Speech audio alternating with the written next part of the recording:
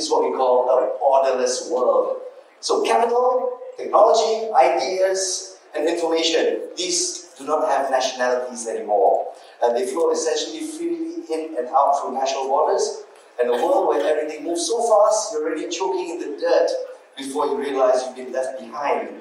In a borderless world, change is the only constant. This is the end game, and it's time to shape up or shape out.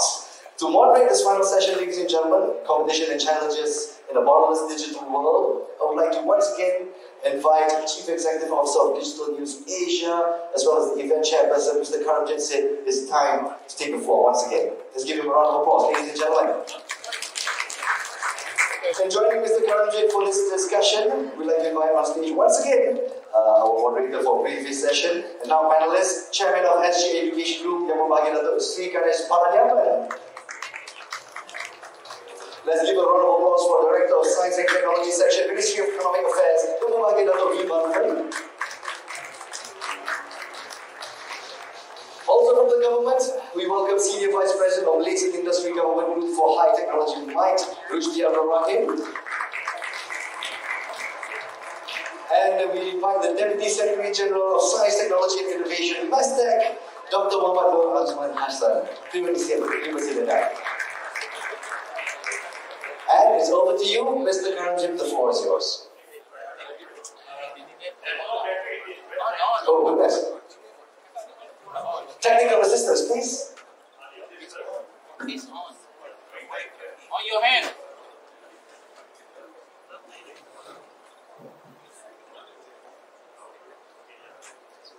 Okay, great. Yes. So I've got good news for you and I've got bad news for you. So do you want the good news first or the bad news first? Yeah, I get more bad news. So the bad news is that this is the only session in which somebody is actually going to be has prepared a speech. And of course it's the government person, okay, Dr. Nur Azman. And I said, oh my God, looks like it's a half an hour long speech. I said, bro, 10 minute maximum. So he said, okay, then cut it short, okay? So now that's the bad news. The good news is that we will not stick to the 5:30 time.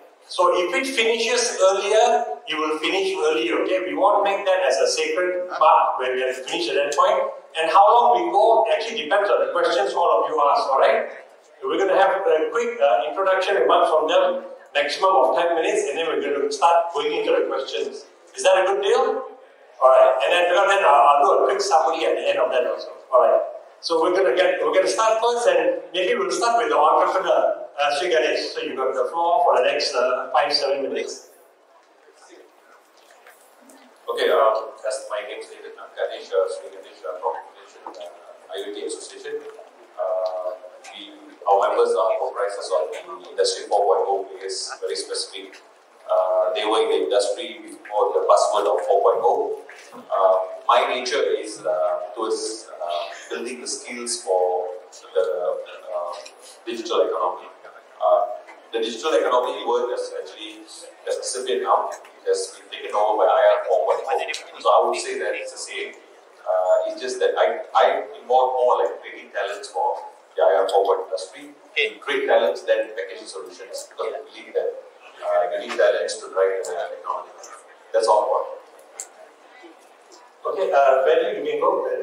So Value's one is actually quite interesting because he's going to give us a teaser about an upcoming policy announcement by the government. Yeah. You can stand or you can up you wherever you go. Selamat petang. So, good evening, ladies and gentlemen. I hope that you still have time and space for me to give you some more inputs on what the government is doing. I have prepared 4 slides. Just bear with me. I might be boring, but just bear with me. But the information that I'm going to give you will be interesting. So, let us do. Actually, I'm from Ministry of Economic Affairs. Those who doesn't know what is Ministry of Economic Affairs, formerly known as EPU, Economic Planning Unit. So what we do is we plan for 5 years or 10 years for the economic development and socio-economic development of the nation. So one of the tasks being given to short form of my ministry is MEA is to look into the fourth industrial revolution. I know you have been told about Industry Forward. Industry Forward is actually looking at the manufacturing side and also manufacturing related services. But in fourth industrial revolution covers more than that. It's not only manufacturing, services, defense, ethics, government rules, finance, fintech, and all that. So this is what MEA is doing. Currently I'm heading the task force for the fourth industrial revolution. Okay, coming from MEA, I have to give some facts, statistics. Kita tak boleh lari, we cannot run away from statistics. Alright, so the good news is we are in the World Bank 2019 report doing business. Ease of doing business, we jump from 24 to 15. This data all is very important. Some of you might say it's not important, but for us it's very important, for investors it's very important. And then World Happiness Index, this year and coming 2021 and onwards, we are moving away from all the while we're talking about growth, GDP, how Malaysia perform on that, but we want to include this happiness index when we want to measure the people, because remember, when the new government formed last year and also until now, people are hoping a lot of things. But when there are improvement, GDP actually grow, we have a 4.5, 4.6%. But what happens, people on the road not feeling. There's no feeling about, so what? No trickle down. Yes. So, saya masih tak ada duit, we don't have duit, we don't have cukup makan and all that. So, that's important, but we want to be more touch on people based. So that's why the next economic planning, we want to look at the happiness index also. So we are currently not good, we are on the 80. And also this World Economic Forum readiness for the future. So we are on 6.8, 6.5. So what? So the fourth industrial revolution, I'm talking about fourth industrial revolution, please bear with me, can help the country in addressing challenges in 6 key areas that we are doing. First is government service delivery. I heard about the previous panel talking about government delivery on that, but give us a break. So government is improving. There's a lot of improvement being done. So maybe some of you doesn't know, maybe because government have 3 layers. You must remember that. In Malaysia, government has 3 layers. One is the federal government, where you see the ministries and all that, central agencies. Then you go down to state agencies. And you go down some more, there is local authorities, which is the local government. Maybe that the level when you go down, maybe the local authorities, some agencies are not adopting what is the productivity level in the federal government. So please remember that. So we have given out 25 billion average annual spending on social benefits, and this is subsidy. A lot of things that we are giving, assistance grants and all that. Even the Industry Forward, which is MITI is doing, we have given MITI about more than 100 million this year alone to make sure that SMEs or manufacturing industries come into the fourth Industry Forward. Alright? And then city planning and development, 85% of urbanization rate by 2020. 5 mega trend, one of that is urbanization. All of you know. So Malaysia, as a policymakers, we in government, have to be forefront of that. We are developing a lot of things. Smart cities are coming in. In one day, you can see a big building where people are living, school, working, and everything is one building. So, tingkat 10, pelajar, tingkat 8, sekolah, tingkat 7 is where the workplace is. Transportation, logistics, every day, 17 people die in 24 hours in Malaysia. We are number 3 worst country in accident rate. So, what we going to do? Big data. We have 9 elements, sometimes people say 12 elements in fourth industrial revolution. But big data analytics is one of the important things that we are looking into. Energy, resource management, urban system, and all that. When I have questions, then I'll answer you. So what about other countries? We have benchmarked so many countries, but three countries actually I want to tell you is South Korea, which is we always want to benchmark, and Japan. Japan is very unique now because Japan, after technology, they don't call themselves Japan 4.0 or what, like what Germany and other countries do. They call themselves Japan Society 5.0. Why society? Because they focus on society. They want the society to be a smarter society. Maybe our policy that we want to come out, maybe will go towards that. I don't know. Just wait for the thing. And Luxembourg also looking at the skilling, upskilling programs. So what are the concerns that public sector plays in key role that for sustainable? So people will say, okay, we have IoT, AI, robotics coming in. So what will happen to my jobs? Most probably accountants are very much worrying about this. But actually, if you look at that, when first industry, second industry comes in, there are people talking about it too. But there is redeployment happens, reskilling happens, upskilling happens, so that these people can be deployed back. So this is the things that we are looking into, and we want to address that. Increasing social income inequality. Well, in this Saturday, the Prime Minister will be launching a Shared Prosperity Vision 2030. So, if you don't know yet, please Google it. He has already announced this last May. So this year, this Saturday, is going to launch it. We call it Wawasan Kemakmuran Bersama 2030, which is start in 2021. In that, inequality will be addressed.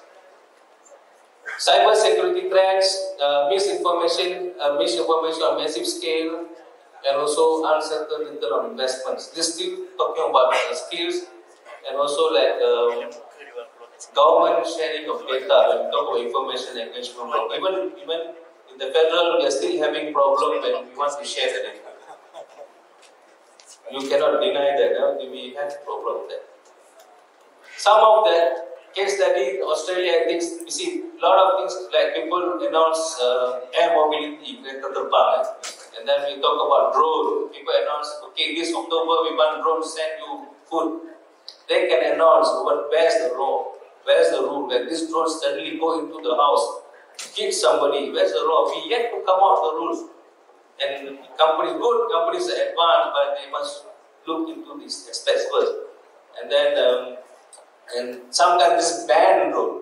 Recently, in Arab Saudi, they use drone to attack the oil. So these are the certain things that we are looking into before we allow drone to come in. But not to say that you cannot bring drone. You can't stop the technology, please. But you must address how to make sure that it benefits. You know, Malaysians are very much in social media. We have 95% of Malaysians hooked into the social media, and we are using average, the statistics shows average 8 hours we spend on social media. 8 hours. 8 hours a day. If 8 hours a week, I'm still okay. But it's 8 hours a day on social media. So I think that's all.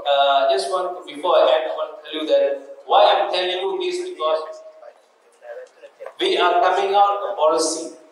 We have industry forward for manufacturing. Now Ministry of Economic Affairs coming out a national policy on fourth industrial revolution, which covers all sectors. I say it's not health, education, everything. So we will address all these. How the national policy is that works is when we have certain things put in place, the budget is given, and then relevant ministries will take out and then do the action plan. So this will benefit overall. So that the first policy will be out by March next year. Oh, not during the budget plan. No, budget is yearly. You must remember, budget is fiscal yearly monetary policy, but what we are doing is 5 years plan or 10 years plan. Then just before I forget, in terms of planning this policy, which is a holistic one, are you also benchmarking with certain countries like Japan or yes, also? Definitely yes, because even Prime Minister already said we will look into the people aspect of technology, how the technology will benefit the people. So Japan Society 5.0 is one of the things that we do. I'm sure it's going to be a big part of it, because no wonder Japan's going to give us another samurai bond, right? Like with the 0.2% interest rate. Amazing.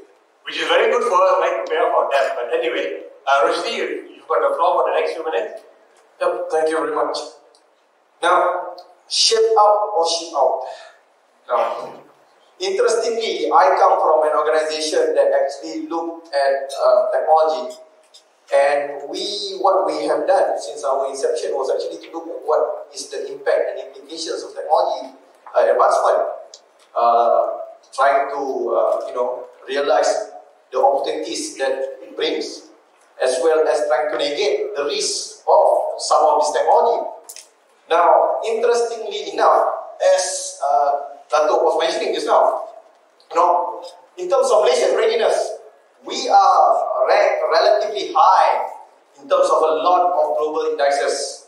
You see there, 31, 22, 17, 34, and in terms of high-tech manufacturing, we are number 9 in the world, top 10 in the world. So, in terms of readiness, we are ready. Now, what we do in mind, is actually, we are concerned with regards to how does this deployment of technology create jobs, or whether it brings risk in our work, line of work, where we did future work. We say that, high risk, about 54% of Malaysian jobs are at risk with regards to automation. Now, this brings together another question. Now, is the future of work under threat?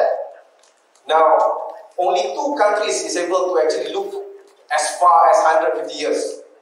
And for the last 150 years, you can see from the PowerPoint out there, only 3 sectors actually records a negative number. 2 record almost the same, while all other sectors actually shows that there is an increase of number of jobs.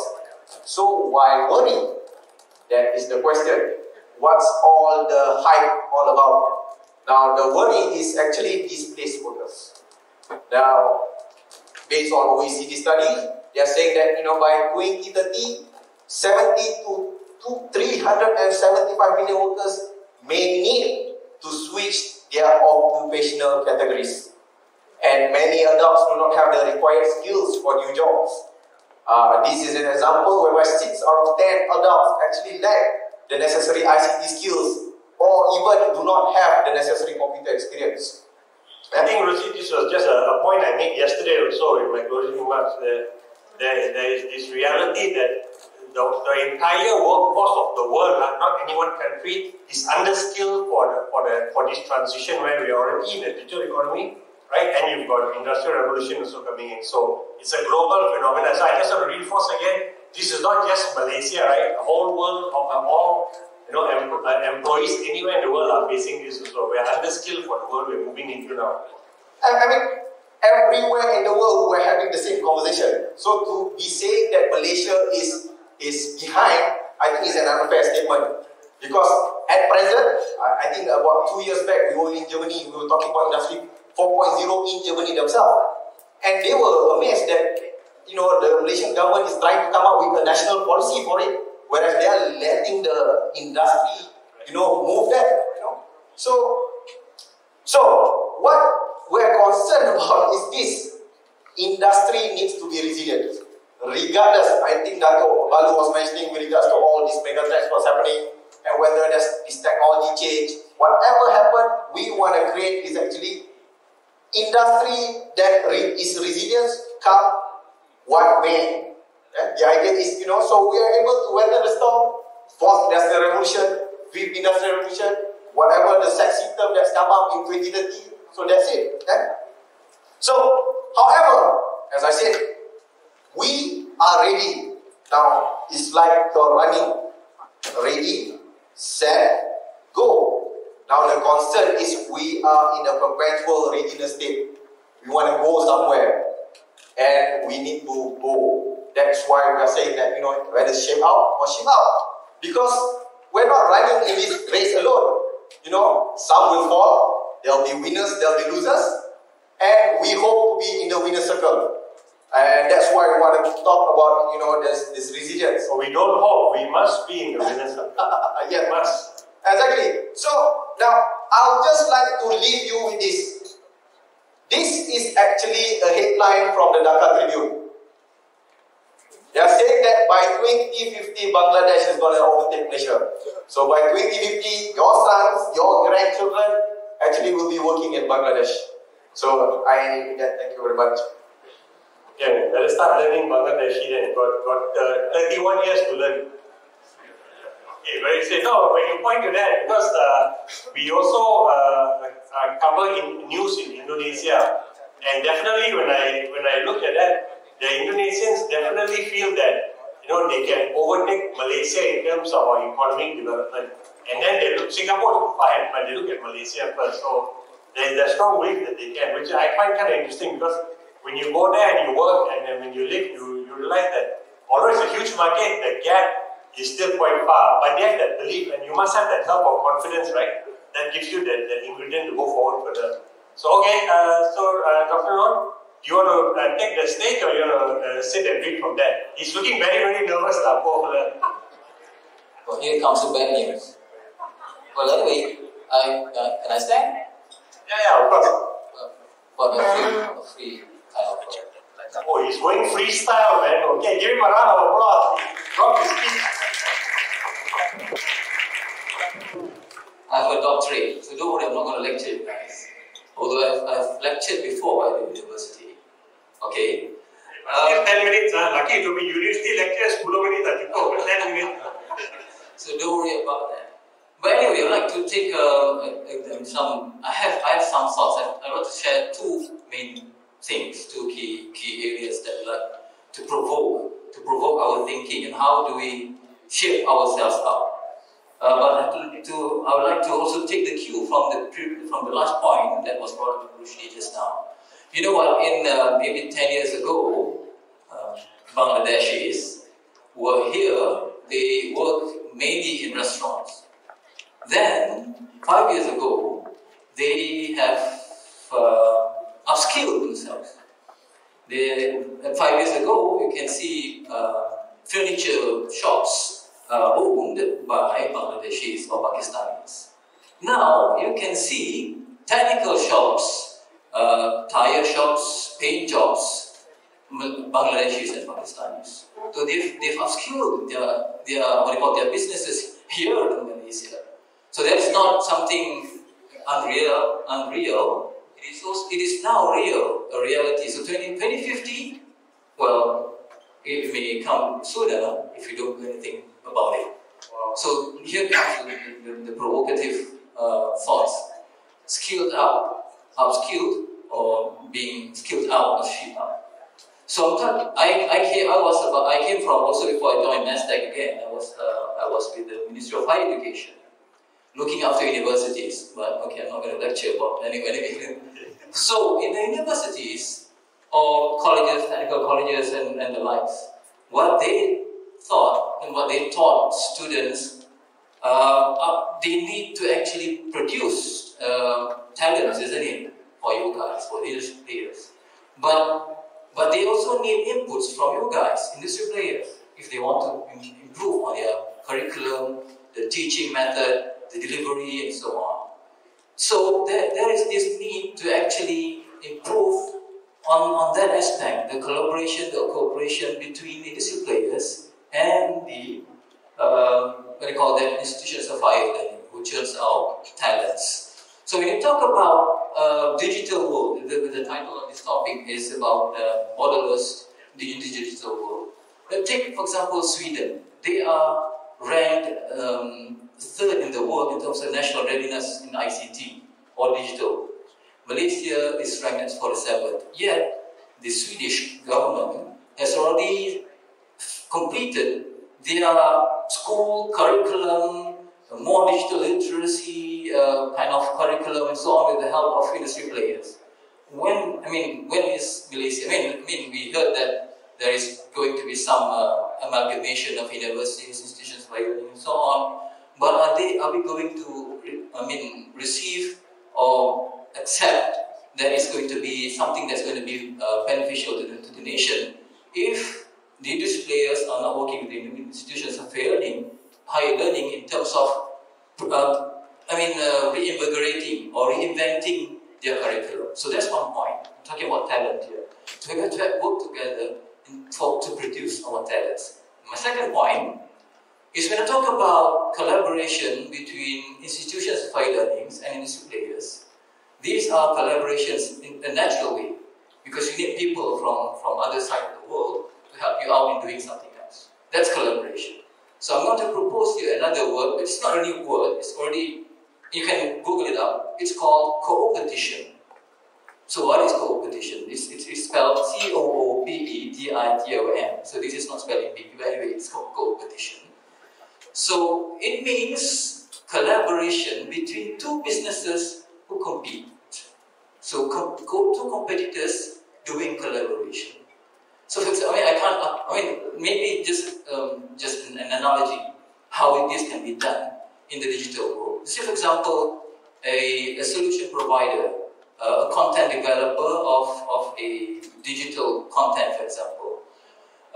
You may compete for the same market with a competitor that is a developer of a software, for example.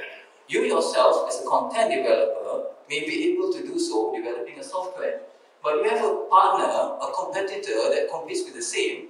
Why don't you, both of you, look at how you can collaborate, one focusing on the software, programming, make it efficient, and so on, and the other concentrates on literature review, getting the content out and running better and more interesting. So this is co-opetition.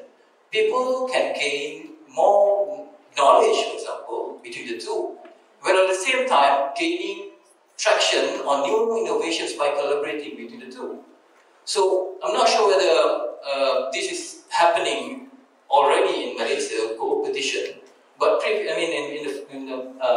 for example, 5 years ago, there's this word called open innovation versus closed innovation.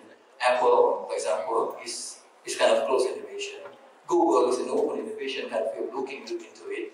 So, the market share of Apple, of course, they do maintain their quality. For example, saying that it's value for money in the premium tag, price tag, and so on. But I think I'm not going to switch from Android to Apple anytime soon, because I'm already comfortable with the innovativeness, with the easiness of using the app, and so on. So by the way, I'm using this pen called but anyway, so it's going to be getting better and better when you open innovate, when you co-opete. Is it true and is it correct? But anyway, it's co-opetition. So here, there goes my 2 points for discussion. Maybe questions on that line for this. Thank you. Okay, very good. Very cool of you to drop your prepared speech. Just don't tell your speech writers that they'll be disappointed. Unless you spend hours preparing that yourself. So that's very interesting when he talks about co-opetition. Just this morning, Lazada had a press event where they announced a joint branded credit card. So Citibank will issue the credit card, but it's a Lazada there. Imagine that. All these years when you've been buying on any of, especially in Lazada, is of course you can use direct debit pay online through your own bank account, right? A lot of you are nodding. And of course you can pay through credit card, but that was not a very popular option, and you can use PayPal.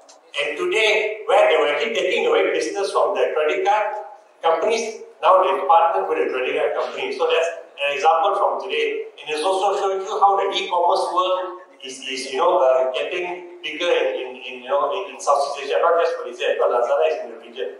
So that's an example of the digital economy moving further ahead. I think, Sri Ganesh, you said you wanted to have some remarks after listening to all three gentlemen, so share your thoughts now.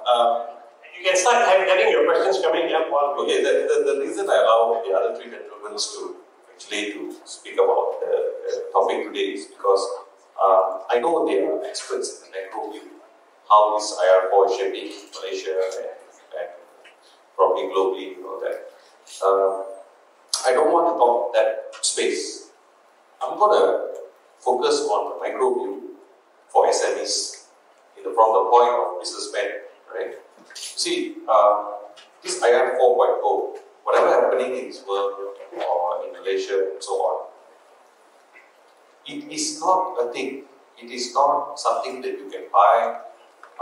They sell you for a price and you fix it. Your business goes relevant. No. IR 4.0 is actually an opportunity, right? It gives you the leverage. It gives you a new way of looking for new customer segment, right? Client segment, new target area, new way of delivering, new way of giving values to your client so that they stay with you. No matter how many disruptors come into the market, but if you can solve a problem, then you remain relevant.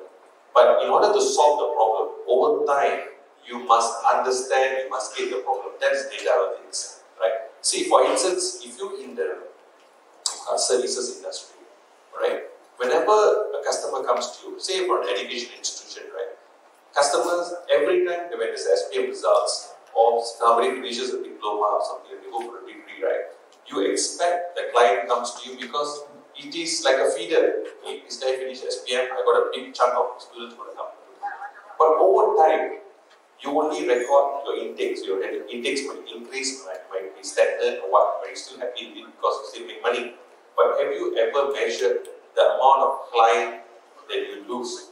That means from the inquiry, say you get 1,000 inquiries, but you only got 50 people who registered. Last year also you get 500 inquiries, but only 50 people registered. But where is the other inquiries? Where did they go and enroll and so on? That means somebody is disrupting your industry. This is the early warning. So if you have data analytics, you can really actually look into it. In another way of doing it is, I tried this sometime back, maybe 10 years back, when social media was there, right?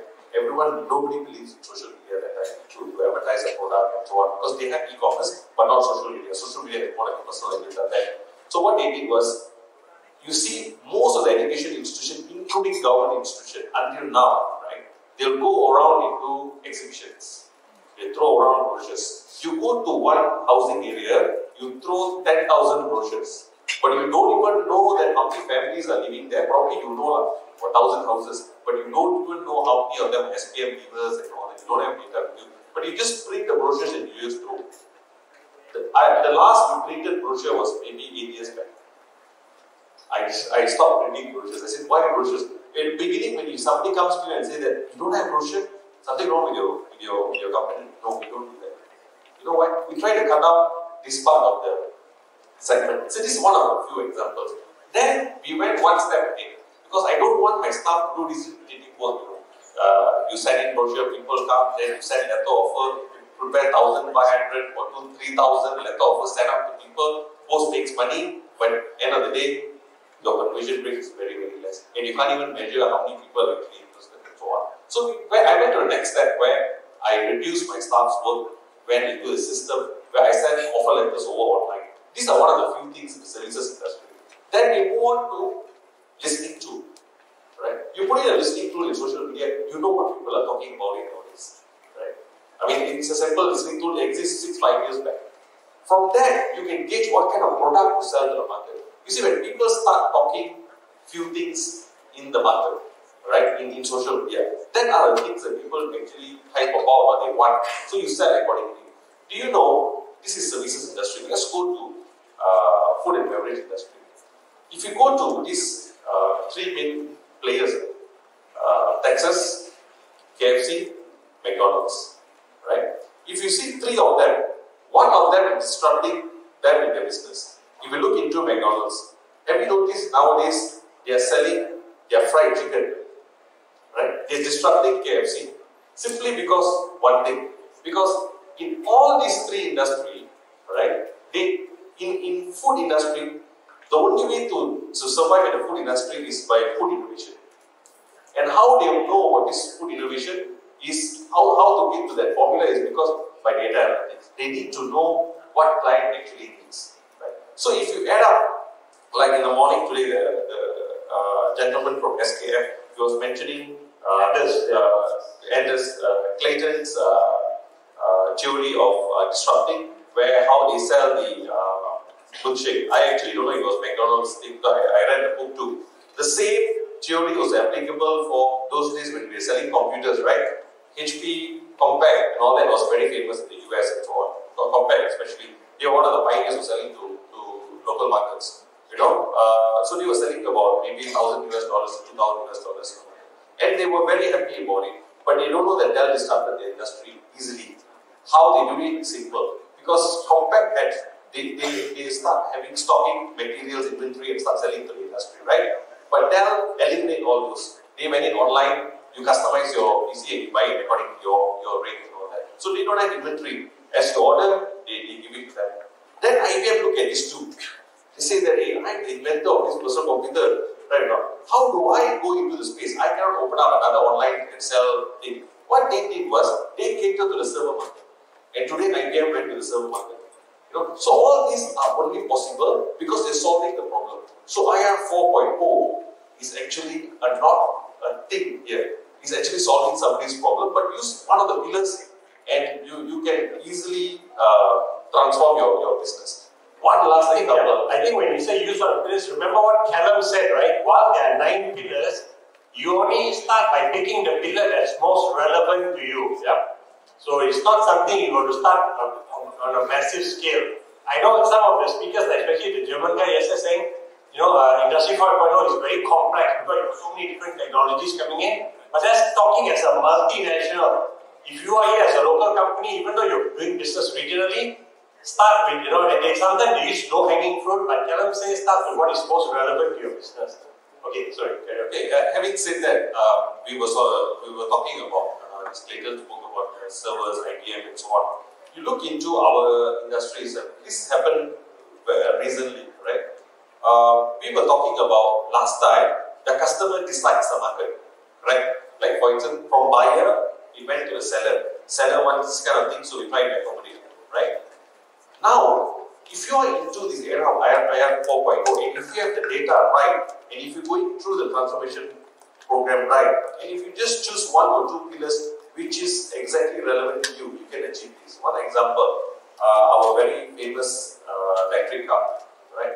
Last 29th of August, not far, what happened was this cyclone was tracking the east coast of the United States, right?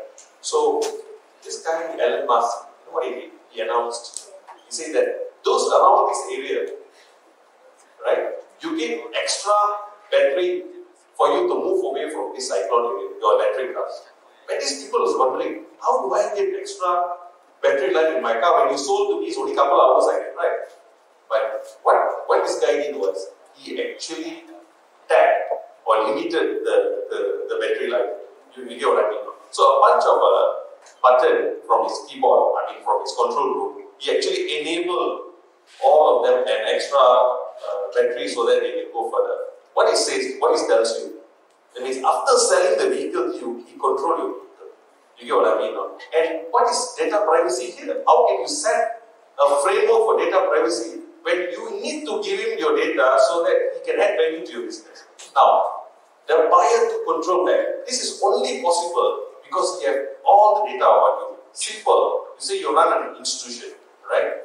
If somebody is studying with you a diploma program and he graduates, you get what I mean? Exactly 3 years from now, you know that guy probably looking for an MBA to upgrade his program. So when you have 1,000 people with you, this is you disrupt the business itself. You have the target market. You don't have to go and throw the net and look for more fishes. You know specifically which fish for you to catch, right? So this is one of the Tesla story. Another one, if you look into it, simple. Nowadays, washing machine. Do you want to produce most efficient washing machine, or you want to produce washing machine that is smart? I would say that customers are not looking into washing machine that will last 10, 20 years. No. They are looking into washing machine which is smart. Once you put in the clothes, they know that these clothes, how to wash and so on, you need to set everything because we're very sensitive. But how this will be done, you have to collaborate with the clothing merchandise people, clothing companies and so on. Same goes to baby nappies, right? By just giving a baby napkins, sell those nappies, you're not going to get any value. You don't know who's buying it, right? What if you insert a chip, right? Which is already happening. You can also monitor the baby pattern, sleeping pattern. You get what I mean? And you can give this data to the healthcare. And basically, you're disrupting your business. From baby nappies, you're going into healthcare business. So this is one of the areas where the future actually prepares your business for survival, right? So nobody is forcing people to go into IR4 and say that you're going to actually die. If you don't do that, somebody is going to do it, right? Might say you do it because you're senior in the industry. You get what I mean? Because my theory is one day we all have retained our customers, we have our brand and so on. One young guy, 3 guys from the UC want to set up a company, right? With no protocol, no hierarchy, nothing. They're going to disrupt your industry, right? But how are we going to counter that? Simple. You have the data, they don't have. You get what I mean? Like what the Twist Code chairman mentioned. He mentioned. He said that those many companies came and tried the AI for the breast cancer thing. Why didn't it work? Because this guy had data, they don't have.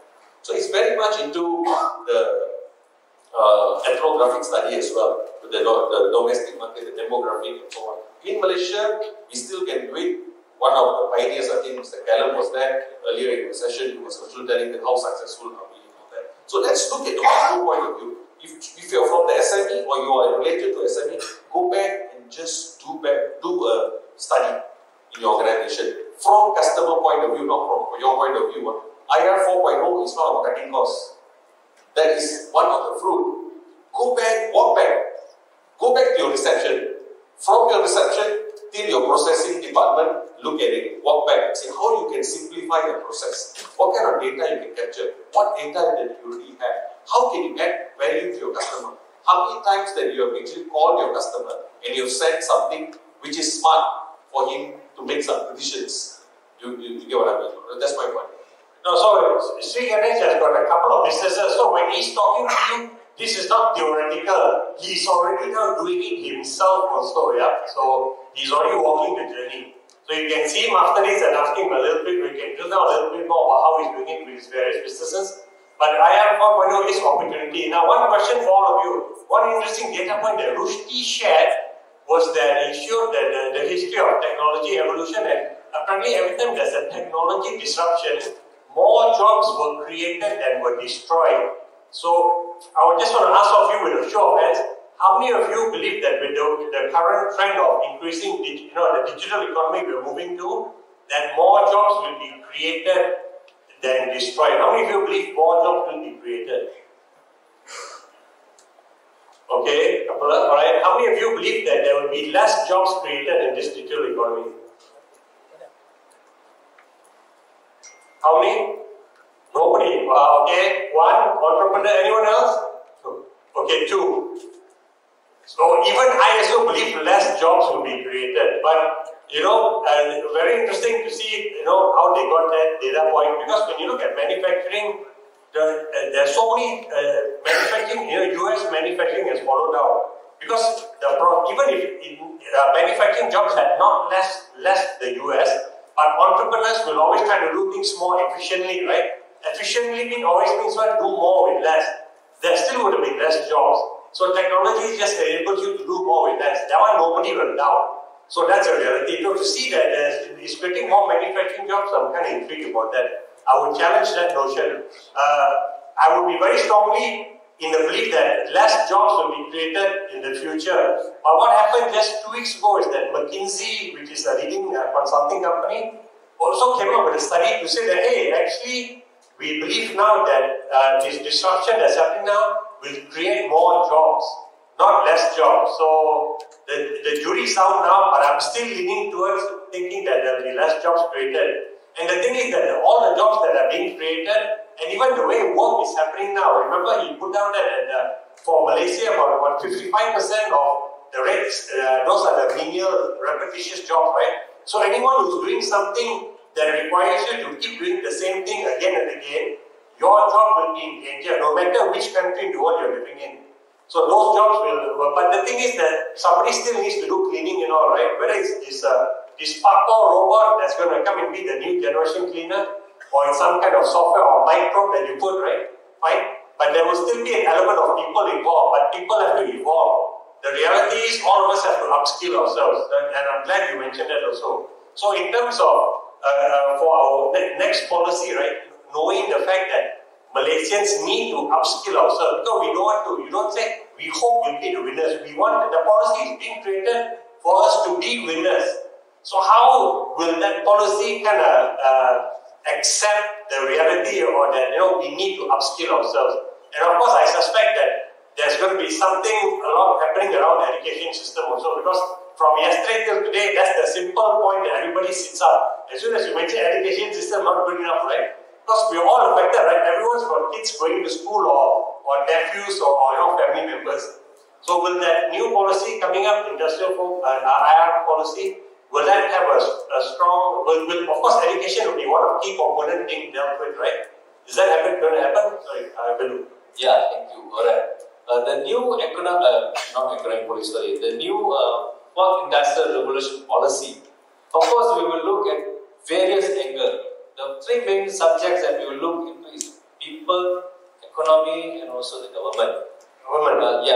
So before I answer these about the educations and everything, talent, let me talk about the data a bit. Everybody buying from Amazon. Say how Amazon works, you go and search mark, simple thing mark, that will be 10 marks coming in. From which country, who producing it, you won't know. Comes in, so I like this one. So you buy. These are the things, even in that mark, even Malaysian companies also marks also there. Let's say. But how Amazon works, you don't know that is, we call it intelligent agent in the system that will see which mark, which color mark that people like to buy most. When maybe next month, Amazon will produce their own mark that is popular. This kind of data, when we sign CPTPP and all that with the other countries, this data must be given to them. So this is why our government comes in. We must protect our people's data. We don't want later we ask Health Ministry, okay, you share all the data, put in the cloud system so that the doctor visits down, you go to the hospitals, there are a lot of people queuing in because nobody knows. You just ask them to come anytime, as you see. So there's a lot of complaints. One way is for this data analytics and we see whether this patient should come here or you need to come to doctor or we just sending medicine or what. But if anybody likes when you see somebody think, okay, what is the sickness that he has? Nobody wants to do that. Then government comes in, which we definitely we want that everything to be there, cloud to be there, but we need to protect certain things so that people are secure. This is what the national policy that we are coming in will address these things all. And also the incentive. We have to give incentive for the companies as SME. I've been told that a lot of SMEs here, SMEs to come in. But like industry forward, we have given more than 100 million. So the first step that we have taken is readiness assessment. We cannot ask all SMEs come, we will give you fund and then no, we have to readiness assessment because we have about 970,000 SMEs in Malaysia. About 700,000 is micro SMEs. Is below 5 staff, and 65% of them are traditional SMEs. That means is family working, father to mother, mother to son, this kind of things. One or two people. So not all wanted to go for robotic data and all that. They said maybe I don't need that. But this is what MITI is doing. The first step is readiness assessment. But even that readiness assessment, we feel not many SMEs come forward to take up these things. So then the policy is having problem. The policy is very nice, but the implementation part, we are doing it for the SMEs, for the industries. I saw a lot of industries coming in, but we need these people to come in. That's questions are industry and government working in silo. No, we have done a lot of engagement. None of the policies that we are doing government without participation of industry. You ask and see. Steel industries, SMEs industry associations, FMM, all industries are there. Even the national policies, we call it Rancangan Malaysia 12. I don't know whether you heard about it, you know about it, but it's very important document government is making 5 years plan. We have focus groups and all that, these industries are there. They will be coming, giving all the inputs. From that inputs coming in, the policies thinking, we are not coming. Today we sleep, tomorrow we say, okay, we do this. No way we do that. It's all from you. But when it comes to implementation, the industries are, some of the industries shying away. So the talent, one more, the talent is coming in. Same thing. And I know Ministry of Education is having a lot of problem because these electric E&E industries come say, I want IC designer. Mechanical engineering industries come, I want mechanical engineering.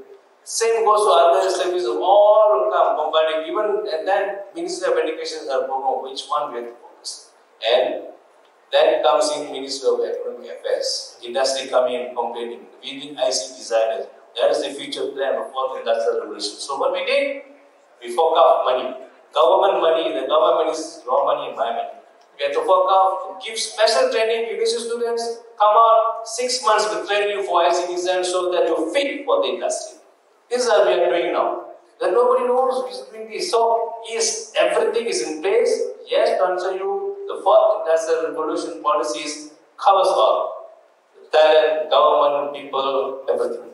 I hope a lot of engagement is going on now. We are doing stock taking of all the industries. So engagement will come. I hope to see industries to come forward to help us. So no, definitely it makes a very key point that government always engages with industry. And last week there was a conference, if any of you from the telco space, there was a conference in KL by the telco industry and the GSMA. And the head of policy for GSMA was also down, and I wanted to interview her, and then I didn't do a story. You know why? Because she's saying that the way Malaysia is engaging and working on 5G is very good.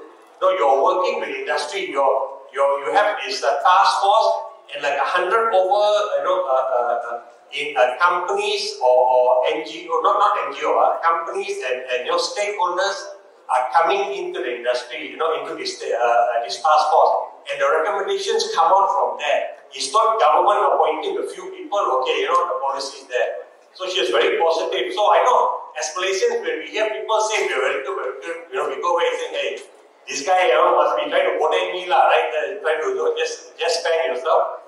But I hear that regularly actually. A lot of people outside like how the government engages with industry, and our telco thing is, she said she'll be taking the Malaysian story around the world, how the government is engaging with industry. And now they're even talking about adding NGOs in, right? Get the NGO voice for things. So a lot is going on there. Now, husband, you're in a very defensive position. I don't know why. You want to say something? Please, no defense. We play offense here, okay? So if you've got anything to say, just grab the mic and don't wait for me to tell you anything. Welcome. We've got a bunch of questions, so let me go to that. Oh, okay. Project Borderless and program already complete. Now the government wants to do an international car. So, that's a good question. So where is the petition here for you? No wonder you're sitting like that, and then going down lower in the chair, jangan bagi moderator nampak saya. Okay, we see you, man. 5 votes for the for a new word point. I mean, it's not a new word. You'll be surprised that there are underserved market in every segment of the economy. Even in automotive, when you see roads are congested, the government is building structures that goes across towns and forests while also trying to keep the environment in check. But even in that process, when you see perhaps very saturated segment of the economy, there are underserved segments. So that is one thing. But the other thing is that when you collaborate between two competitors, then the winners are the customers. But bear in mind when the winners are the customers are the winner, then you will also be able to get benefit out of it because there's going to be more demand for more services, for example. So I can't elaborate more of how this NCP or Third National Car, whatever this is. It's a project in progress. But it's you can't compete all the time because you are two business entities or business competitors multiplying. Of course, you cannot collaborate all the time because it's not. But you also cannot.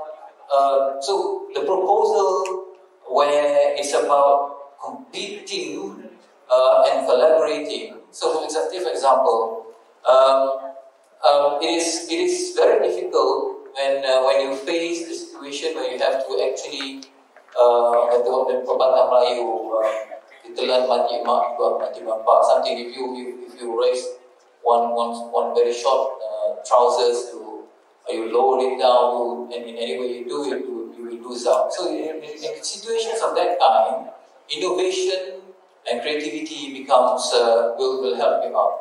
And this is what opposition means, that you have to find perhaps your enemies to collaborate.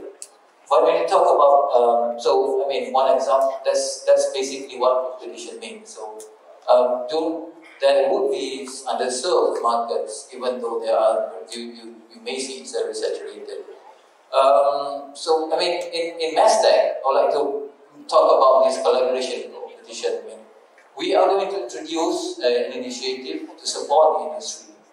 Like what Dr. Wal was also saying, the government feels and listens, and we try to meet and try to address the issues. We're introducing a collaborative network platform with a certain financial aid, collaborating with the industries. We call it iConnect. A collaboration where, if you have heard about CRESS in up north of Malaysia, CRESS, is a very workable model, proven to very good extent success, to be fine-tuned and adapted to that model where industry and academia working together, the government supports it. So we'll introduce the first 4 areas to support in terms of financial and the framework and the platform through the Academy of Sciences of Malaysia into 4 areas, namely fintech. All these are 4 IMRs. Fintechs, halal, healthcare, as well as industrial revolution, smart manufacturing, and so on. So these 4 areas. So we listen to people, and we have to collaborate. We have to compete while collaborate. This is the way to go. It's hard to actually tell me to say that jobs will be less created, or it's going to be. But these, when studies are made to show that 153 million jobs will be replenished, but there are jobs created elsewhere because the market expansion is. Yeah. And even the nature of work is changing. So let me get from all your audience, how many of you feel that in terms of, I guess not in terms of jobs, ship out, yeah. So just to get to the topic of this panel, how many of you believe that as a country, Malaysia will be able to shape up, which means that we will be able to face the challenges of the future. And that future is already here now, right? How many of you will be able to face up to the challenges of the future? Hands up. Okay. Which means that you have a role to play yourself. So how many of you believe that we cannot and we will need to ship out? So I don't know how you ship a country out, send us to Mars or whatever, I don't know. Yeah, to ship up or ship out, right? So how many of you believe that Malaysia need to ship out? Yeah, anyone? Okay, no. Okay, so yeah, okay, go ahead. And what Dr. Noazman said about the new national car policy and SMP, we must remember, we already have Proton Produa. Some people are questioning why government is coming out with the new national car policy. You see, when a new car is going to produce average 4,000 parts will be needed. Now we have Proton and Produa. They have vendor scheme, and a few percentage of vendor and parts is not coming from Malaysia, it's coming from the main vendors that they're coming. Now GE is there, and then Produa is in Japan. But when the new national car policy is coming in, there's a 4,000 parts. We want that to be manufactured in Malaysia. That's what government thinks. When there's new industry opportunity being open to you, that means the new SMEs can come in. And how this fourth industrial revolution comes in, you use the enabler. When, come on, you know about aerospace industries as well.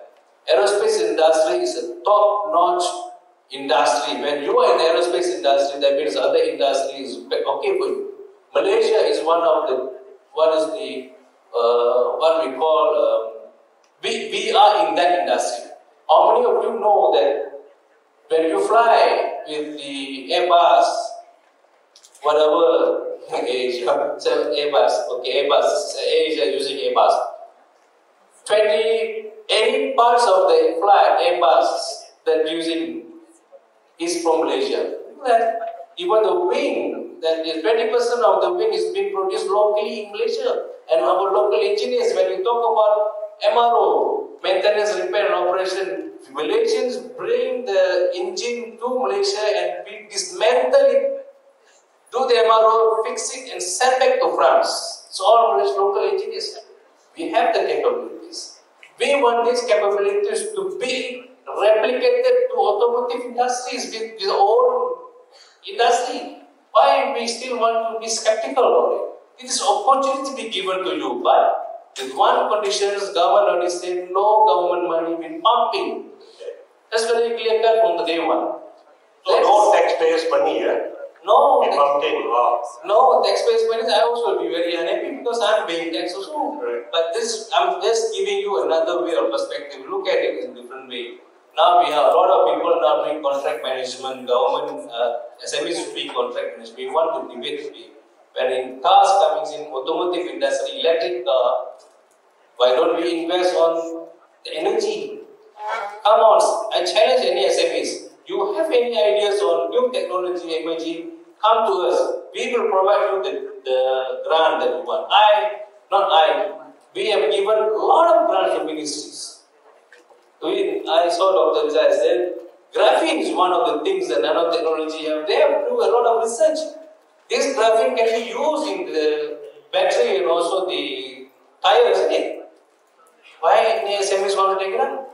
We keep on telling this is not good. We have been not all interacting with this. But there are opportunities coming in. Grab it. That's why ship up or shape up is not for the country. It is for the SMEs. For the SMEs, who employ 70% of the workforce, right? Is employed by SMEs, yeah. Okay, that's a very passionate defense of our electrical car, upcoming one. So, despite that, can I just have a show of hands, right? How many of you feel that an electrical, is it the right term, electrical car or autonomous car? Huh? Hybrid, or they're calling it hybrid, okay. How many of you believe that the hybrid car policy is a good idea? How many of you are not sure? Okay, let me ask one. Not sure. Okay, you were not sure. How many of you feel it's not a good idea? Okay, a few people are. I also feel it's not a good idea. Until now, listening to you also, Amy and the MC said, okay, I also believe it's not a good idea. But what I heard is new, where Value is saying that with the hybrid car policy, they want to ensure that all the components are made in Malaysia. So now, whether it's made by a Korean company or Afghanistan company, they have to be based in Malaysia. Or must be built by Malaysian know-how. No. We don't have certain parts, like engine on there, we sure we don't have the expertise yet. Yeah. So, but the technology must be transferred. There is a policy that we are telling whoever coming in, saying that the technology within 2 years, I don't know, because NMCP is not with us, but this is a policy that when the technologies comes in, even 2 years, you must be a transfer so that we can produce ourselves. Okay. So there will be a clear path of technology transfer. If they don't agree, they're not going to be able to come in, right? So, and then of course we are challenging, or I guess once the policy is out, all the engineers out there, the entrepreneurs can look at it and see where there are gaps, right? And fill that space. So that's kind of interesting. So I didn't know that. I thought all the global players are going to provide the components, right?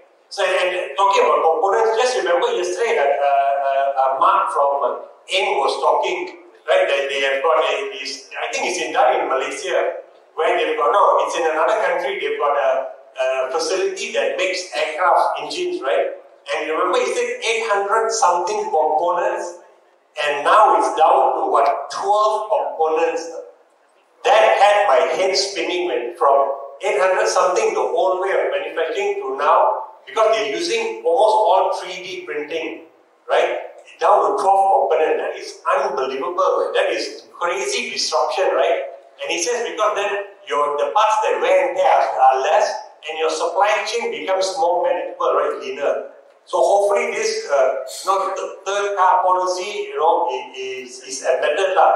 But the thing with all of us who are doubtful also, and the reality is that this is very much Tun's baby, right? So once Tun is going to outlive me for sure lah. But he may not be the prime minister till the day he goes to meet his maker. But when he's no more the prime minister and somebody else comes in, that's when the policy becomes shaky. Will it be carried through? And I'm sure it's in the back of everyone's mind. So that's what gives some people doubt also. And you don't have to answer that, but it's in the back of people's minds, and that's their reality. Because with one man pushing it so hard, right? And the public sentiment is very interesting. They don't feel to believe that it's a good idea. Rushdie, what about your personal opinion? You can remove your mic vest, okay? And what is your personal opinion? Because Rushdie is exposed to a lot of technology developments, innovations. What do you feel as a Malaysian? Is this a good idea when you discuss with your brother, your sister, your dad, your mom, your wife? Personal opinion, right? And there are no journalists here, so it's okay. First, I have to remove my shirt. Yeah, please. Alright. Now, this is the thing. When we talk about things, we were trying to find this, what some people call it a Sputnik moment, a moonshot, things that could propel us somewhere forward. And why it was used as a Sputnik moment, because at the time, the US tried to put a man on the space as a project to galvanize industry to push the country forward, whereby all this technology development, R&D skills, and that was done to do that. Yeah. Now, we are, as Malaysians, are looking for such things. Now, the thing you're mentioning is Toad's baby, that it is automotive. Now, I've yet to listen to an alternative idea that, a Sputnik moment or things that could galvanize things. I think Dato' Balu mentioned about aerospace. Yes, but all the things is a very highly regulated industry. We wanted to build our own aeroplanes in the 90s, but it was a regulated industry, almost a duopoly. But we, I won't say regulated, but we actually redefined our national strategy and actually get into the whole international value chain and build a lot of these components. I'm targeting USD 13 billion per annum kind of thing. So, as far as I'm concerned with regards to new national car, personally, I think what we need is something to help actually galvanize us. And what best way to do it but to invest in, I would say, a vehicle or a vehicle project. Because this thing, like it or not, if you look at a vehicle, almost all of technology convergence will come into a particular vehicle. That's why the US picked a spaceship. Advanced material, electronics, avionics, electrical, everything. So everything is there. So if we aim for space, I'm sure there's going to be somebody who says, it was a waste of money trying to send people to space last time as well. So it's very difficult to placate everybody and please everybody. But as I said, the reason for that, I see why it was suggested. In fact, we need something actually to bring the country together, to bring all the experts together. And this thing, the only people who are not excited is people who are not involved. But if you talk to people, I've seen whereby people get into meeting. I was involved in one of the workshop. People are trying to understand. How can I participate? How can I contribute? We are producing this, and can we participate in this national project? That's the thing. But in terms of competing, I don't know. I have no idea with regards to that. But I think, as I said, my point is clear. I think we need somebody to actually propel us forward, and we need something. That's it. Okay, fine. So obviously, this project is a catalyst, right, to upskill Malaysia further. Because we have to upskill ourselves in various engineering design fields also, right? Okay, fair enough. I accept that. Let's move on. any comments about medical devices, Innova and aligned with 4.0? So, who can take this, the medical device Innova? Is that a specific product or company, Innova? No, I had medical devices, maybe medical device innovation. So I thought it's the name of a company or a project. Okay, so any comments about medical device innovation that align with 4.0?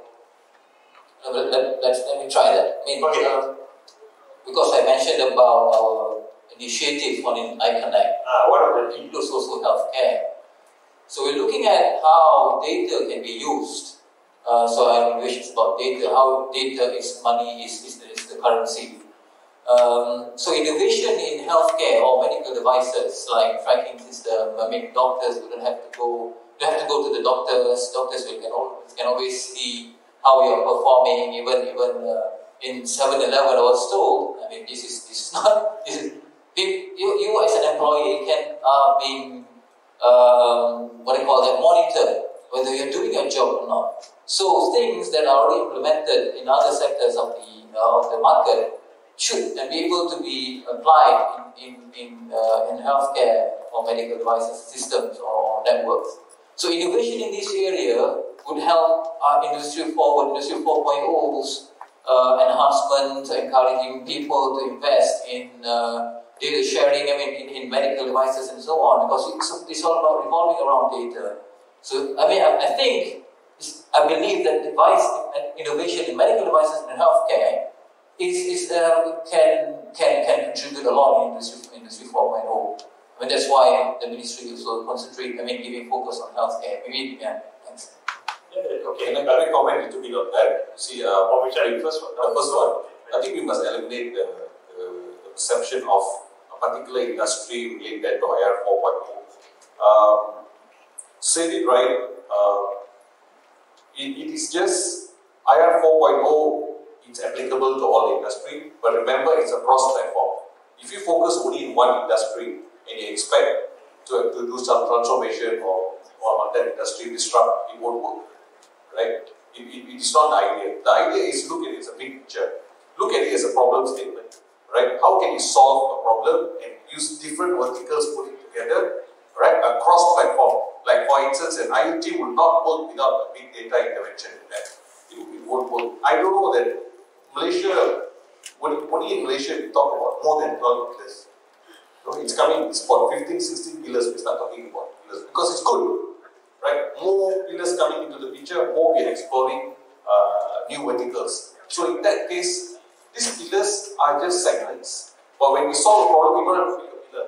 We can cross-platform, run it in a way and solve the problem. So when we must, the most important thing here is the design thinking, right? Instead of just take the technology and apply it, first you walk back with the customer's point of view and what are you trying to solve. I'm sure that you can solve most of the issues using the 4.0.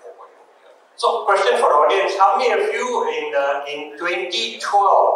I use 2012 because that's the year 7 years ago, 5 years ago. How many of you at that point had email on your phones, where you could receive your emails on your phone? How many of you way back then had it? Okay, you all know it. Small handful. How many of you have it today now? Email on your phones. And how many of you did it on your own, or you had a colleague or your children to help you? But no matter how many hands are, but no matter what, you did it. And this is an example of you shaping up. Because otherwise you'll be left behind, right? So there are actually a lot of examples in our individual lives where we're already doing things to shape up. And because we see the consequence around us, we get left behind. Because, hey, I didn't get this alert. No, you didn't join the neighborhood WhatsApp group. I don't have WhatsApp. You need a smartphone. Yeah, I need to get a smartphone. You buy one, you shape up, right? There are micro things in our lives. How many of you, and yesterday one of the speakers mentioned that coding is the new art. But how many of you are trying to encourage your children to learn coding? How many of you are trying to encourage your children to learn coding? Okay, there's not as many hands as I thought, fine. But how many, for those of you who are encouraging your kids to learn coding, How many of you are sending them to a school, private center? Because school is teaching, but how many of you are sending them to private school? Because you say encouraging them. Can I interrupt? Yeah. I just want to add something. Yeah. Instead of asking that question, right? It's a very relevant question. Do we ask any of us audience today, how many of you all send your kids for maths lessons? Maths. Oh, mathematics. Okay. Mathematics. Tuition, that's not lesson. That's Not tuition. How many of you all, if we're given an option, it's a weird question, isn't it? If I say that, how many of you all send for maths class in your school? It's a weird question, right? It's compulsory, right? Now, Yeah. You matter what you study from standard 1, you have to take on maths, right? So, Yeah. Remember, coding must be like that. It's no more an option, Yeah. right? It can be in any field. So I'm just amplifying what Mr. Karanjit, I think is right. No, Mr. Right, yeah. So it's actually maths. Coding is maths. So it's not an option. It is got to be part of it. Just like if many years ago, we go to people's house, we ask them, your house got Wi-Fi or not? Right or not? Right? But do we ask any people then, your house got electricity or not? No, right? Because we're part of it. We don't ask this kind of person. Nowadays, Wi-Fi has become like that. We don't go to people's house and ask for Wi-Fi. Just on your phone, Or you ask for the Wi-Fi password, you're right, you start changing. So you see, that's how we are individually shaping up also. It's amazing. So we're now urging businesses to shape up, right? Guys, like the very reason, the raison d'etre of organizations like MTDC, right, is to help our organizers shape up faster than they would on their own. And when an organization, when an entrepreneur or a company will shape up on their own, when do you think that will happen? When do you think that happens? When the businessman or entrepreneur shapes up on their own? Sorry?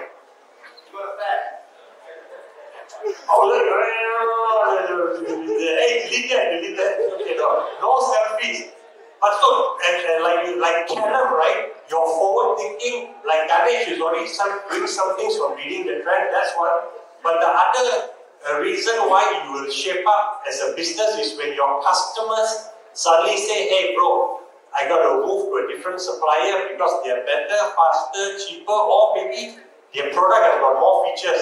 Like Callum was saying, some machine, you have to buy a machine sometimes that works for your needs of your customers, right? If you use equipment that's outdated and doesn't meet your customer demand, they will leave you. If one customer leaves you, what do you think the businessman will do? Say, Bodo, my product the best, or they will try to adapt.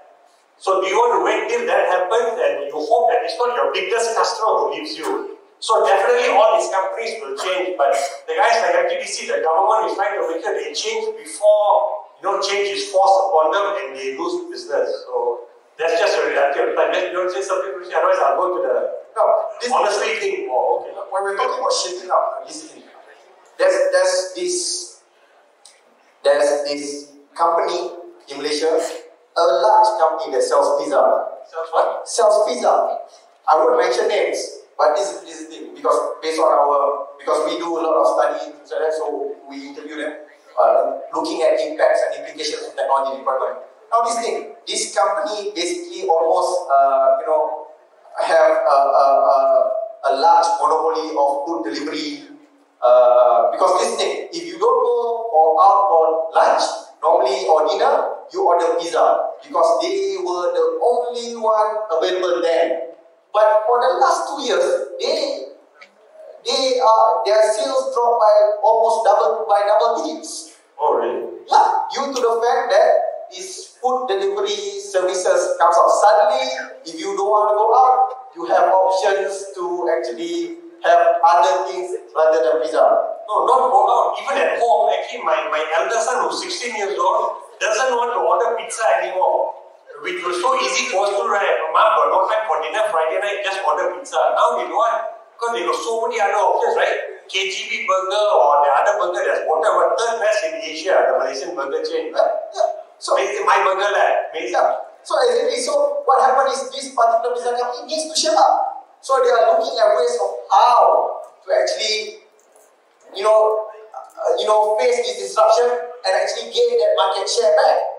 Now, that's the thing about shaping up. There's going to be disruption. Because there's going to be new players.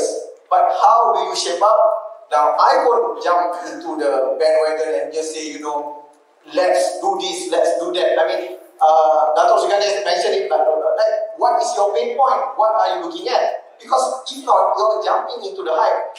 I'll just give you an example. Last year, 2 years ago, there was a blockchain conference in Singapore. In a hall for 300 people, there's 500 people. So many people, because it seems that blockchain is going to cure the ills of the world. Everything is going to be cured by blockchain. Suddenly, this year, in a room for 300 people, 100 people. Suddenly, nobody is talking about blockchain solving everything. People are cautious. People are saying, let's do small projects. So Yeah, of course. Yeah. In another energy conference, again, blockchain was mentioned about 70, 80 times. This year, 2 times. So, I think in when looking at things with regards to Industry 4, Industry 4.0, whatever you want to call it, in terms of how technology is going to do this, I think it's better that if you're an entrepreneur, business, I think it's worth for you to take a step back and look at what are your needs, and then see all that 12 disruptive technology and things like that, and see where are your pain points, how is this going to solve your problems, how is it going to increase your productivity. So I think it's I dare say, don't listen to consultant. You need to take lucky the Frost and Sullivan can not to this level. But that's the thing. I mean, only you would know what you need in a matter of time with regards to what you need. So, and as far as the government role, Dato', if you don't mind, Doctor. By the way, the government likes to use a lot of consultants. You're going to ask you. No, this thing. I think government is like a referee in a football game. You know why? If you don't notice them and the game goes on, well, that means the government is doing their job well. So it's like referee. You don't want the referee keep disrupting the game and spoil it. My favorite chant, referee Caillou. Yes, exactly. But referee, the government is there to make sure the rules are obeyed, level playing field, and those things. So as far as I'm concerned, that's how it is. Interesting. Actually, we got a 5-minute mark. Let's look at a few more questions. But this last thing about government likes to use a lot of consultants. So for this policy that's going to come out, are you relying on a lot of consultants, or like you said, totally purely with a lot of industry? But of course, if a consulting company wants to join in, they are welcome also. Not purely getting BCG or McKinsey or Bina to craft the policy that's coming out, right? You're talking about the national policy? Yeah, the one in March, is not being crafted by consultants. I just want to get that out.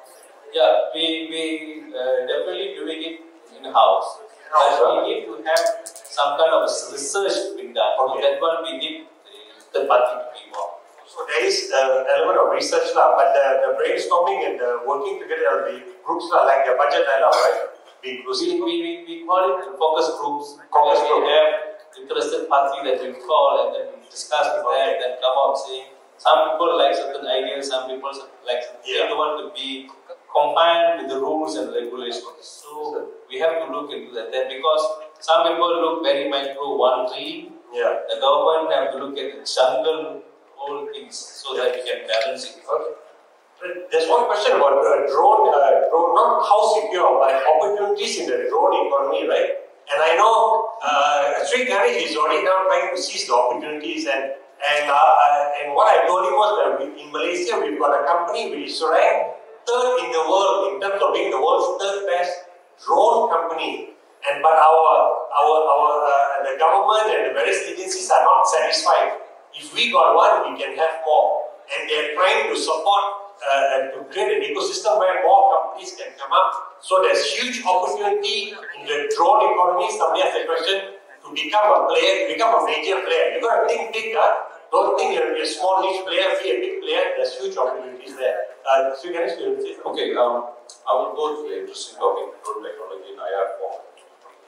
Do it fast, then we can't take any more questions. We stop. The drone technology is just a flight mechanism. What you attach to it and what you gather information from that is what is applicable. So the misconception is this: when drone compared to the manned vehicle and unmanned vehicle, like drone, right? The drone had a big surge suddenly. You know why? Because it was all flying, people taking photos and so on. It becomes consumer market, right? And suddenly it had a dip in 2018-19. You know why? People have enough taking photos, videos and so on. It's become a normal concept. It's not technology anymore, right? But now it's going to rise again, just because there is mention of good sensors, good lenses and so on, and there is data processing application available for use cases. I just like to stress on this. There comes nation height on flying car after drone, right? But I would say it's not possible. You know, it's possible. Why? The misconception is this. You see, the flying car is like this. It's highly debatable just because, you know, those days when we have elevators, lifts, right now, there were lift operators inside. Notice during my parents' time, you know, you go to Globe 6 floor, there will be a lift operator there. As you walk in, he will punch in the numbers which they will do. Because the generation those days, they don't trust the lift. You give what I mean? Panicking. The lift might not open, maybe stuck. Chances of that. Simple answer for flying car. When it took so long to remove these lift operators from the lift, same goes to flying car stuff. When you're ready to let this flying car fly on its own, autonomous, then it is very, very viable. If the same mindset, the day that we had a lift, you ask the father, grandfather, they will not go. My mother those days, you never take lift. She said, hey, I'm scared. I want to get stuck in the lift. Because it's the mindset. When we give full confidence for the lift to operate on its own, that's why we don't realize when the lift safe nowadays. We just go into the lift, we can even tell you which floor to go. Right? Same goes to the flying car. When we give confidence to the flying car, right, we can accept the technology when it's really, really smart one day, then it's all possible. Right? It's a matter of airspace.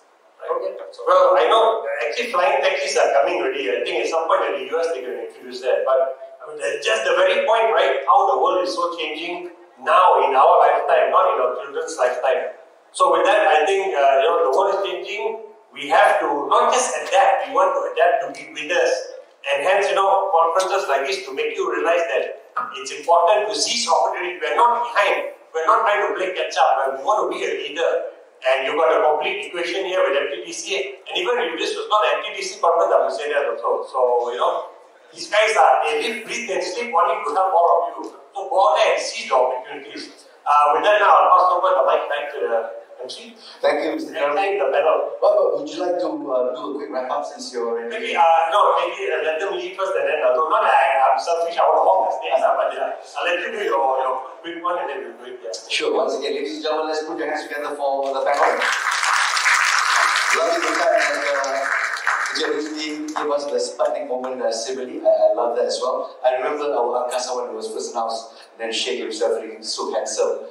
And a lot of people said, why do we need the Angkasa to real? What are we going to do? What are we going to do? And the elder generation. But I saw the effect on the ground. So many young children suddenly, I want to be an Angkasawan. What do you need to be an Angkasawan? You have to be good in math, physics, science, so on and so forth. You see that Sputnik effect. And so with the national car policy, I know this is divided. Some people say, why would we make the national car for? Why we got 2D, so on and so forth. But maybe a suggestion, especially if you've got government entities here, instead of a national car project, how about a national automotive policy? That means taking the resources instead of building new things. You want to have 4,000 components, build new cars, so on and so forth. Why not impose this on our auto manufacturers already? So we save a lot of money, and at the same time, we utilize the entrepreneurs that are already on hand to come together. Maybe it's something. Maybe I'm not privy to some information. Oh, that's great. You give the ideas, right? The government is very since they're here anyway. Yeah. So why not? I mean, you guys are the most important stuff. Yes, pause for a while. We are coming out National Automotive Policy number 3. Version 3. Version 3. That means it's been there. National Policy 1, National Automotive Policy 2. Now we are reviving National Automotive Policy. Put everything underneath. Everything for another 10 more years. Wow. Alright. So you're iterating faster now. So a bit of a startup mentality, right? You put something out there and then make changes fast. That's the key. Yeah. I also like the fact that Rushdi spoke about the fact that we are ready. We are ready to make this leap, but the loss of jobs is going to be an issue. It's also a point of contention. Karamjit and I were on the same boat. But at the same time, Dr. Velu also revealed that we will be sharing the Shared Prosperity campaign. So that's going to be something to look forward to when we talk about entrepreneurs, Industry 4.0. We need to compare to Japan, homogeneous nation, susah. They're not so way, but we go there, we become engine, So let Malaysians dictate our own course because we know ourselves best. So why will currently on less jobs? Because Dr. Muhammad Rasman from Estate did call on the private sector to improve collaborations between academia and private sector. But we've heard in earlier sessions already, what's the point of 4.0 when 3.0 is looking at the kia? So why we cannot complete 3.0, want to go to 4.0? Why give our students laptops, for example, when some schools have no clean drinking water? So will we cheat ourselves by building a painting of IR 4.0 in the sky? Or will we really make a concerted effort to revamp our school syllabus to face the changes in the wind? Nowadays in class, dulu-dulu when we were in school, cikgu, saya tak tahu ni apa maknanya. Cikgu kata, A, B, C, D. Now, in class, cikgu, ni apa? Cikgu nak jawab? Oh, tak apa cikgu, Google dah bagi tahu.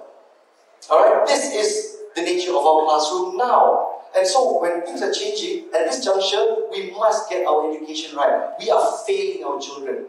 We are failing our children, and we are getting them growing up to be prepared for jobs. They don't know what jobs are. And so I say this is the point where we must come together and let's be real. Let's have real policies that will work on the ground and for last for the next 20, 30 years, inshallah, as the innovation goes on. So hope that's what we can take away from MTCE 2019. Once again, ladies and gentlemen, round of applause for our time. Thank you. We'd like to invite our members to take a break if you can. You can bring your drinks with you. And ladies and gentlemen, that concludes day 2 of MTCE 2019. I hope you've taken enough pictures, enough hashtags, and Karantu is available for selfies. He's just a shy guy. Okay? He can still be voted president. Okay, so. And so, a quick photo moment, of course. Dipersilakan our camera people. I also love what private entities are doing, like what Dr. Sri Ganesh is doing, what they can to prepare our workforce for IR 4.0. Dr. Venu also reiterated government spends our taxpayer money to retrain Malaysians. But at this junction, if we get our education system right, inshallah, we don't have to be training any more Malaysians. They'll be prepared for the work that lays ahead to bring Malaysia into Industry 4.0. With that, ladies and gentlemen, I pass the floor back to Mr. Karamjit to wrap up as event chairperson. You see the man. Yeah, very good, thank you. So, the key thing from the today conference is, I want you to go away with it. I want you to go away with, waiting for a video recording to start. I want to capture this and share it on social media. Okay, so the key thing about this conference is, I want all of you to go away with a sense of belief, belief that we can adapt, right? And we're already adapting as a country, but we can adapt faster and we can end up being winners, right? Like Dr. Velu is saying that we hope, the policy will know. We want a policy, and the policies are there to help us to give us a big extra boost. We want to be winners in this digital economy. Because one of the things that's happening in the digital economy is that you can see in the business world, somehow with digitization, the winners seem to get a disproportionate amount of the spoils. Like in the internet space, they say there are always 1 or 2 winners who get like 70% of the market share.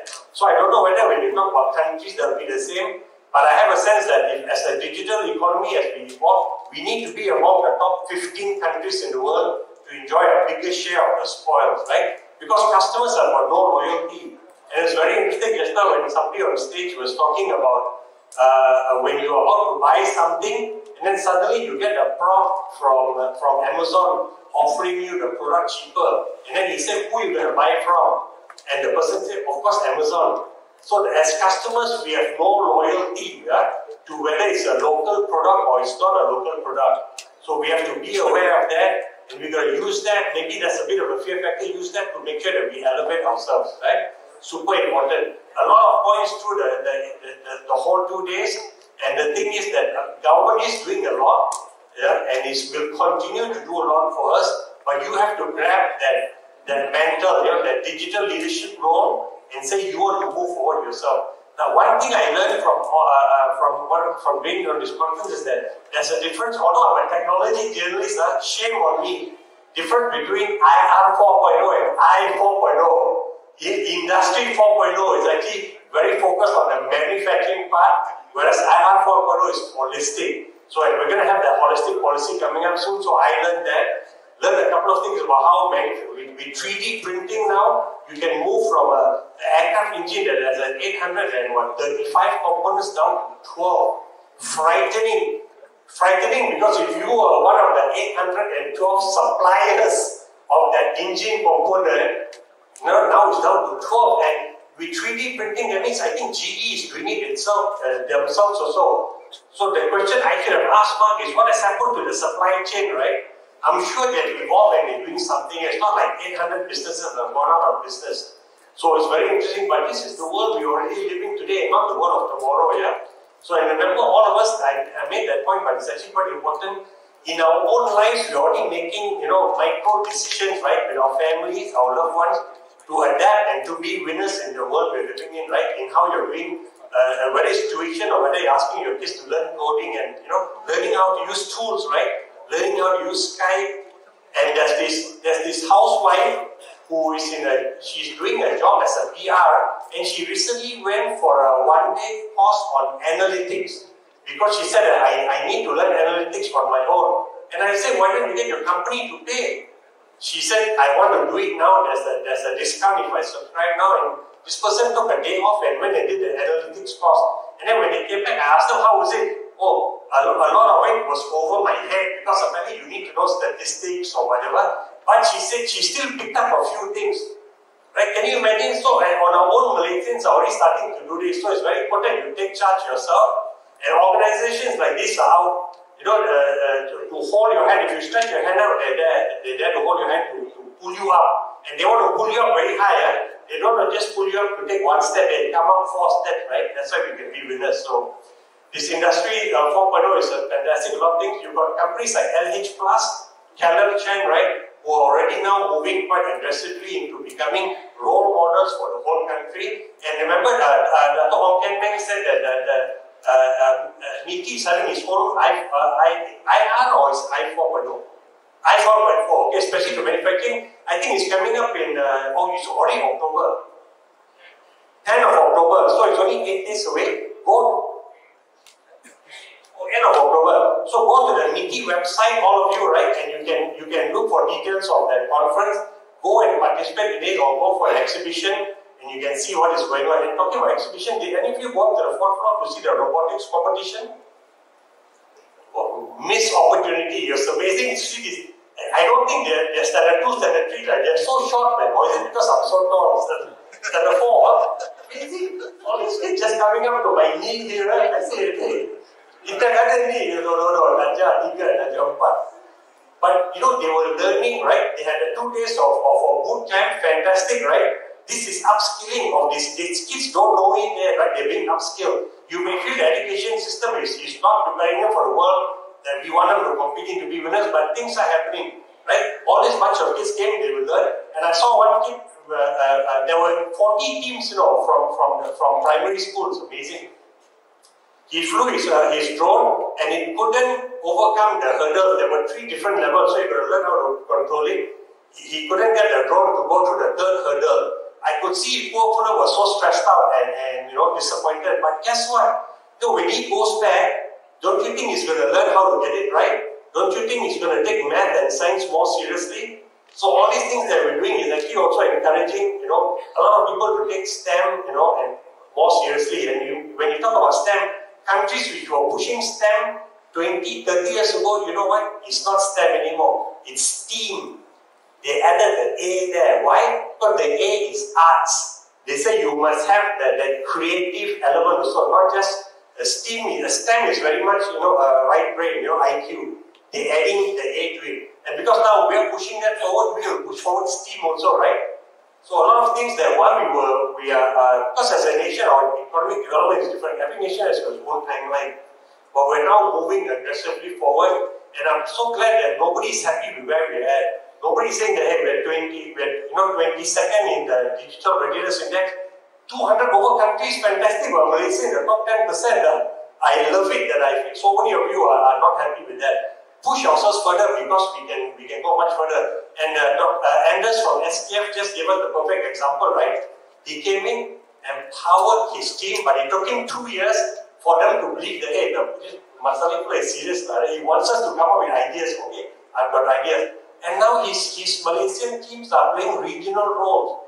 And if you go to Penang, so many Malaysians there are playing regional roles. Right? It's amazing. It's fantastic to see. I'm blessed. I get to see that because of my technology journeys. I like to go visit these plants, right? And you can read some of the DNA stories to see that also. It's happening. As a people, we're incredibly talented, and I think it's the fantastic mix of Malay, Indian, Chinese that we have. It's amazing. It's unless we don't appreciate it until you go out and people tell you, wow, you're so lucky.